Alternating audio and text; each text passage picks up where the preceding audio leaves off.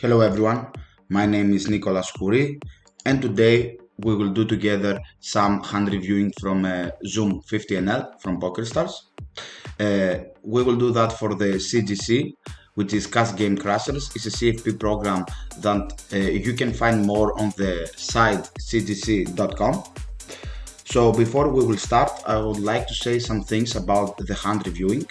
First of all, I believe it's a very good tool, very good study tool to be honest. But it's very dangerous, and it can prove that it will not be very efficient if you don't do it correctly. In my opinion, I have spent a lot of hours wasting in my poker career that I wasted to see some spots that has no meaning and wasting a lot of energy, poker energy, and analyzing stuff that don't really matters to become a better poker player.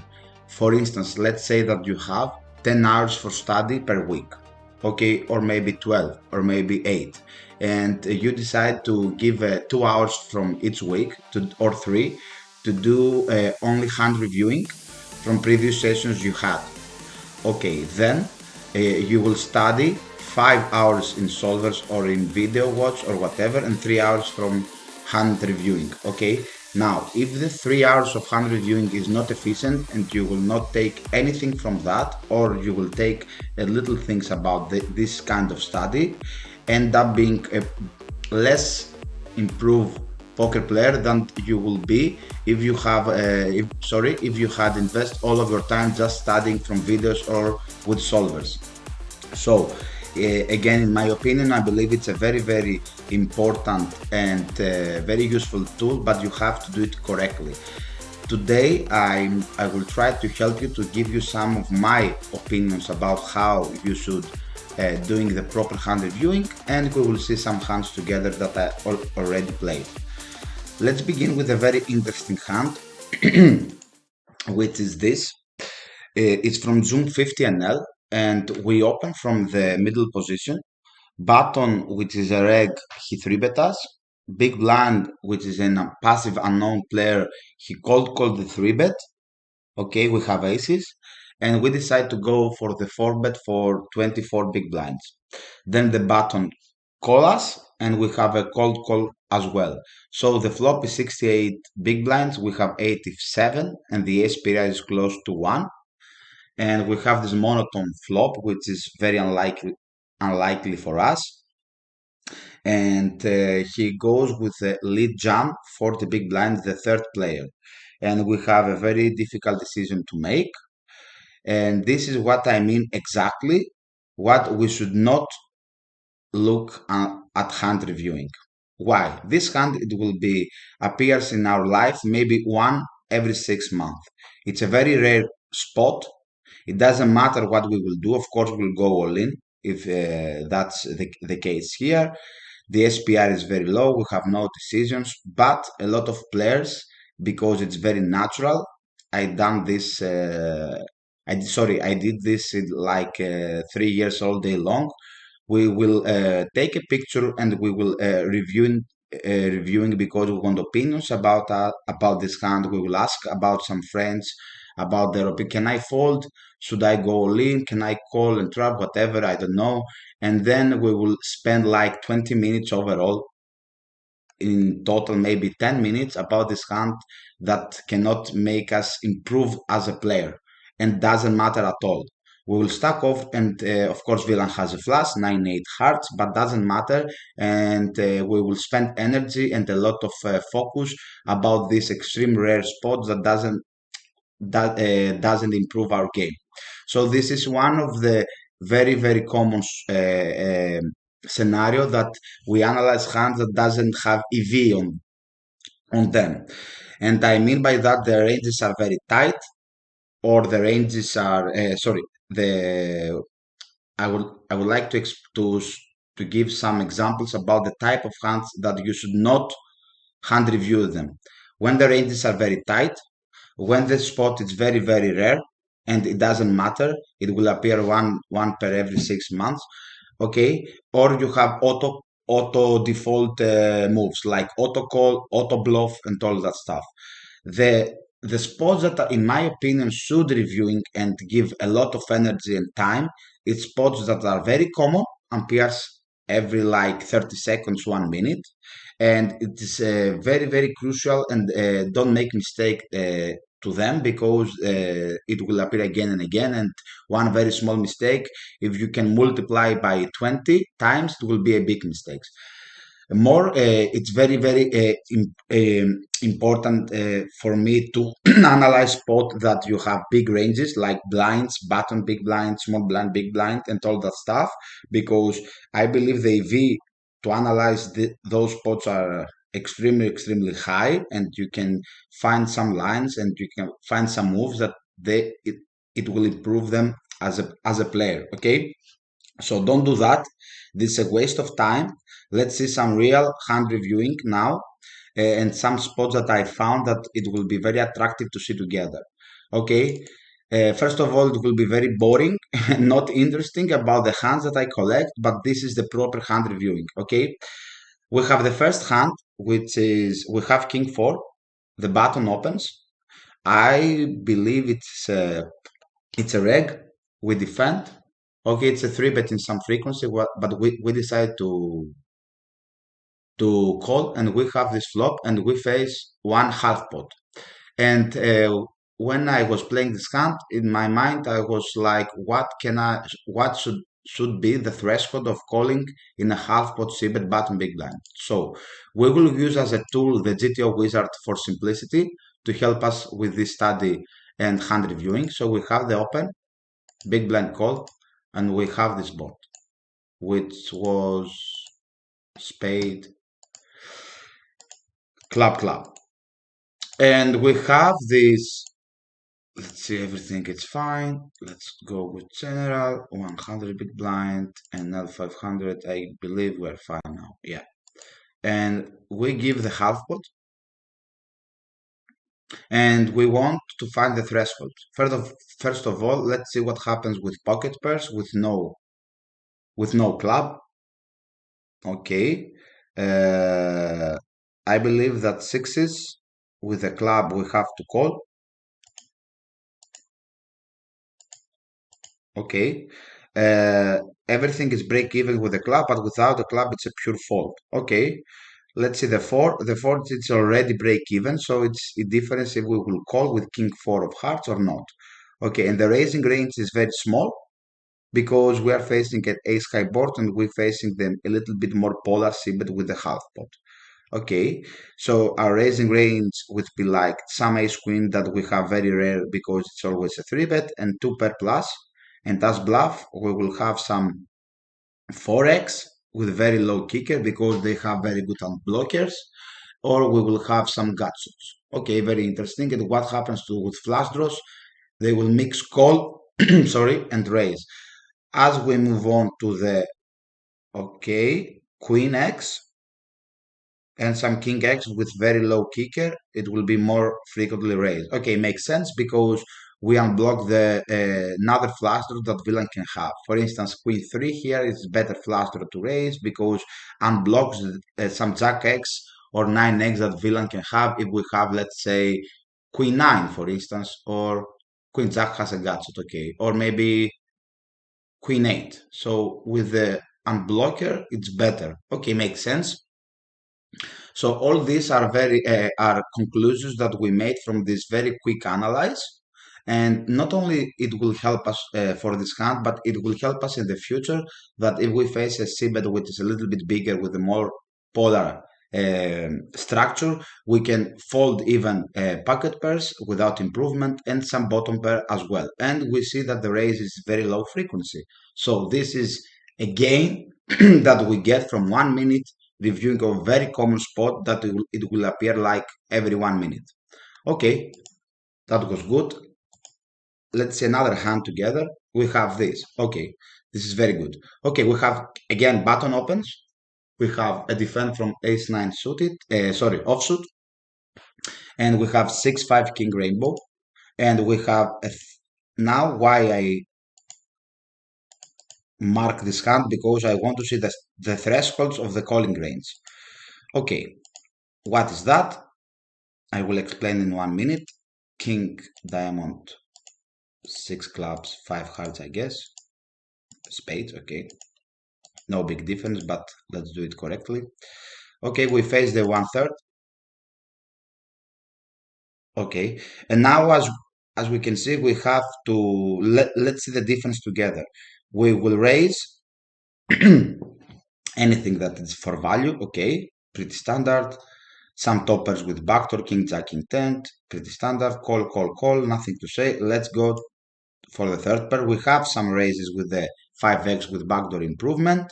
Okay, and we play only the polar, and these 5x's are very good because they can have improvement to the 5 or they can have improvement to the 2 pair. They have very good blockers to the 2 pair and sets, and they will fold the air and all that stuff. But the important here is to see the ace high defense. We want to find the threshold of the calling from the ace high. Okay, and as we can see, we call ace 9 in frequency, ace 8 and ace 7. This is the threshold, okay? We raise the bottom ace 6 with backdoors, makes sense, improvement, very good blocker to the calling range, okay? And as we can see, we have some raising with the ace 7. Why, in my opinion, solver raised the a7? Because it has very good blockers with the 7, blocks calls and has improvement to the gutshot or open-ended on the turn, and also they have two overs versus 6x and 5x from villain. Okay, and we have very interesting that ace4 is a pure fold. Why? Because it doesn't have two overs versus a 5 or a 6. All these, there are very, very interesting conclusions that you can open a notepad and just write conclusions from king 6-5 def cbet 1/3, and you can write it down immediately like equity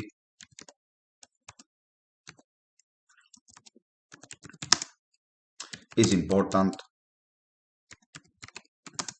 to def, like raw equity, for instance, overcuts. Okay, very common, like note some results that you will find out from the reviewing of the hand, or for this exactly specific hand, the depth that we will have from the cbet. So that helps you out to find the heuristic ideas behind the spot. Okay, so the ace 9 is indifferent and doesn't make a lot of sense to do call or fold, doesn't make a lot of EV, but I want to find out what will be the threshold. Okay, so we will write down like, again, thresholds, sorry,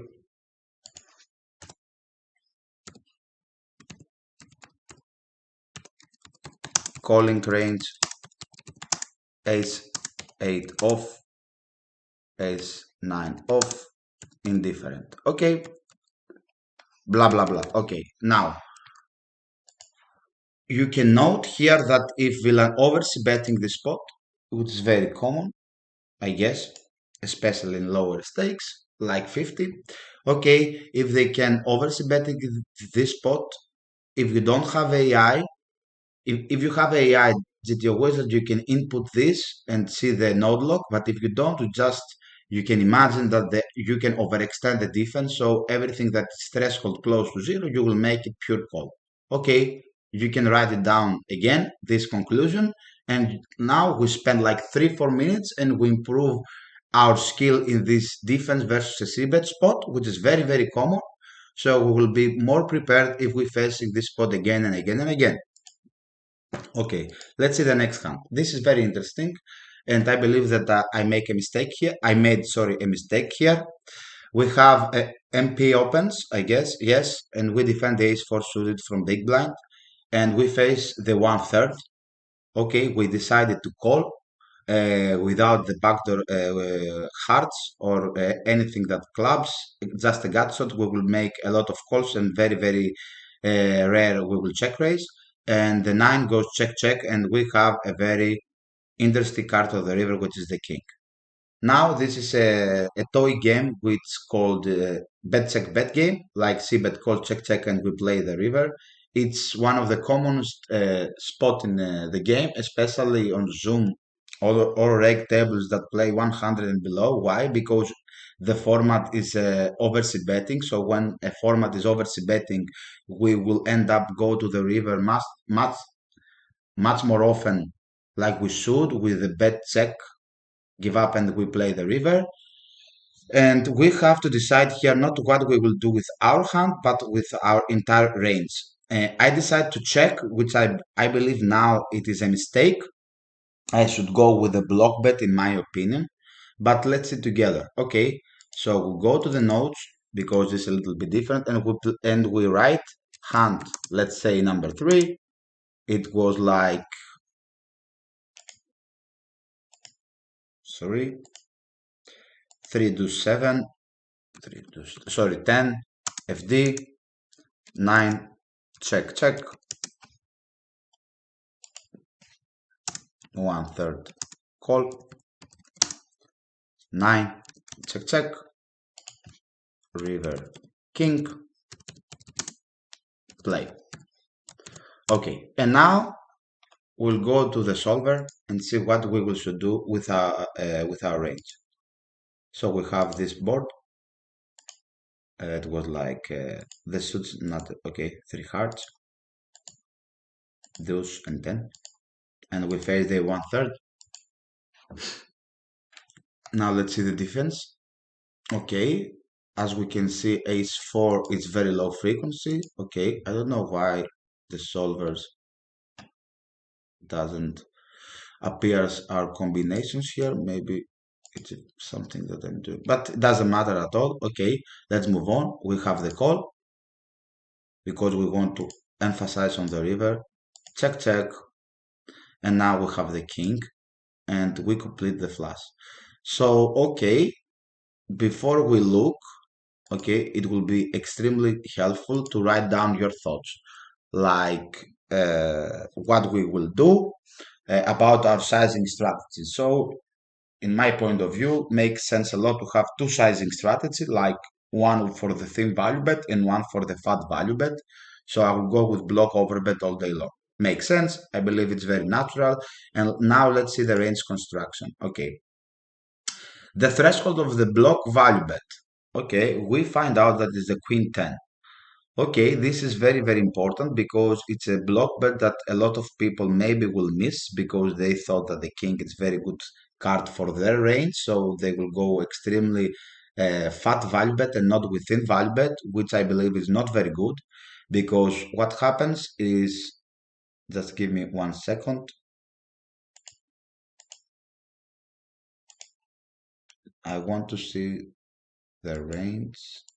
What happens here, okay, is that we have a lot of range advantage because we call the c-bet, and the king, it is a very good card, but actually on the 9, anything that the villain has with the king, they will c-bet, like king, jack, king, queen, maybe some ace king, or with a heart, or sorry, with a club, or even some random king 8 diamonds that he took on the c-bet. So it's not so bad. We can think value with a block.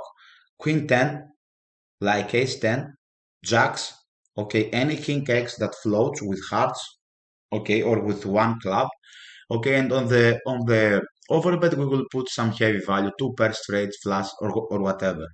Okay, very important. So we can write it down like we can very fast, thin value bet, threshold, queen 10 of plus. Why? You can write all the thoughts that we already discussed. Okay, then we need to construct our bluffing range, and as we can see, we don't have a lot of floats. We have only some ace highs, and that's it pretty much. 6-5, 5-4. So anything that so we have to bluff close to everything except some ace high. So any 6-5, 5-4, it's a bluff. Ace 5, it's a frequently. We need the club, I guess. Sorry about this image, but I don't know why they're not showing the suits. Okay, So we have ace 5, ace 4 is a check, and with only with the club we will barrel.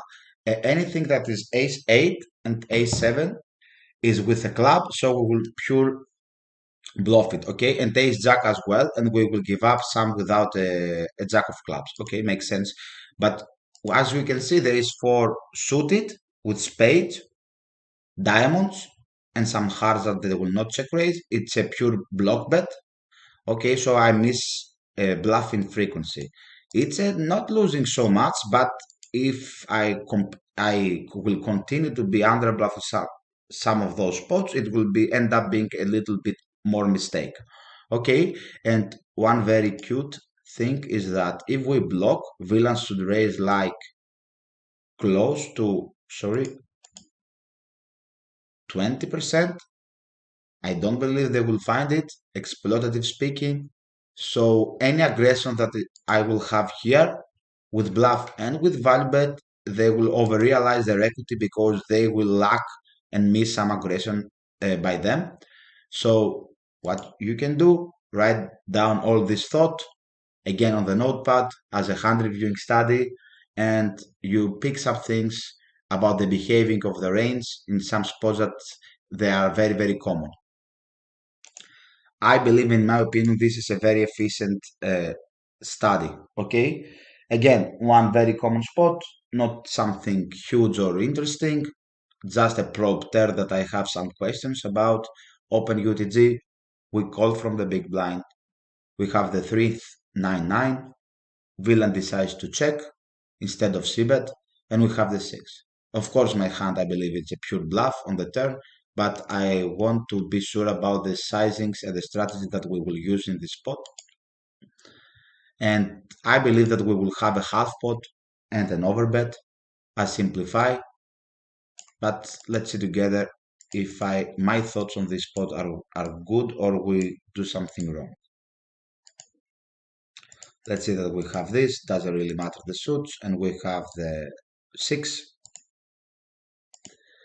And here, okay, they play some overbets, but also they play some blocks. So the solver likes to play any sizing, like block, half, and some overbet with the 9. So my simplified half pot overbet makes sense. Maybe the suggestion is of the solver is better to have block overbet and bet close to in frequency any pair that need protection with the block bet like 6x, 7s, maybe packet 4s. In frequency, okay, if you play the block, you can put them as well. So my idea is like I will put some 6x on the half, makes sense. And I will be over aggressive and put some 3x as well because I don't believe that they will check like this.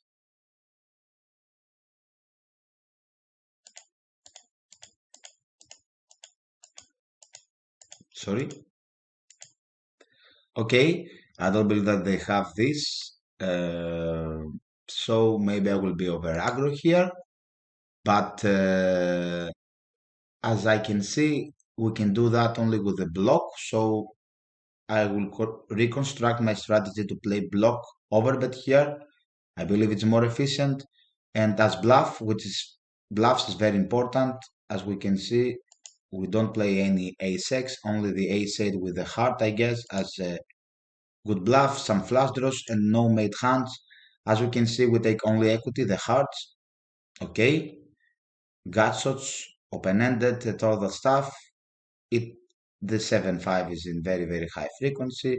And as an unnatural bluffs, we take some broad with a heart, I guess. And that's it. So, okay, again, we will go again to our notepad, for instance, and we will write our thoughts, our mistakes, and why something is doing here, the heuristic idea, what is more important, what is the priorities to think, how we will construct our strategy on a blank turns on the probe spot like this. Check, check, and we will bet the turn. Okay, so again, 2 minutes, and we have improved one spot, okay, with a lot of ideas and a lot of things that we can apply to a lot of other spots, okay? And here we have a spot like blind versus blind.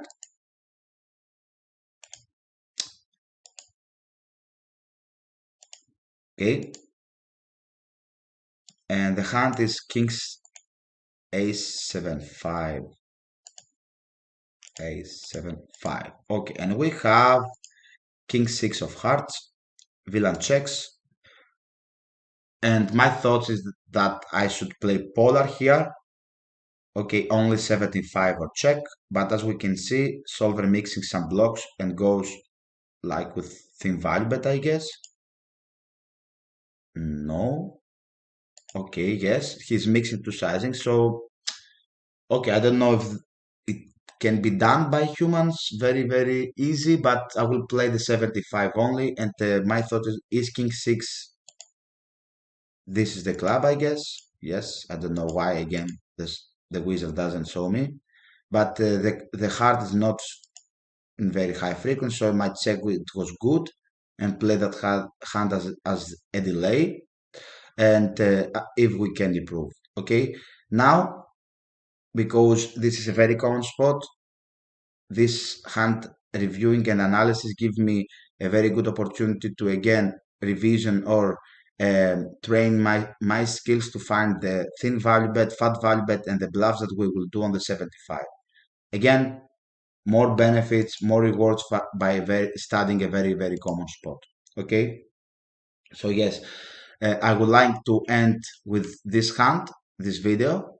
I hope that I give you some hints and you find this video a little bit helpful about your hand reviewing. But as you can see in conclusion, you don't have to see big pots, big spots, very rare scenario, just very common stuff and spot, and you can squeeze every knowledge and anything that you can find from this very common spots to improve you as a player, because all we are is managers to our range. Okay, if you can be a very good manager and have a very solid management of your range in every spot, especially on with extreme wide range, you will be have improvement and you will be better player overall.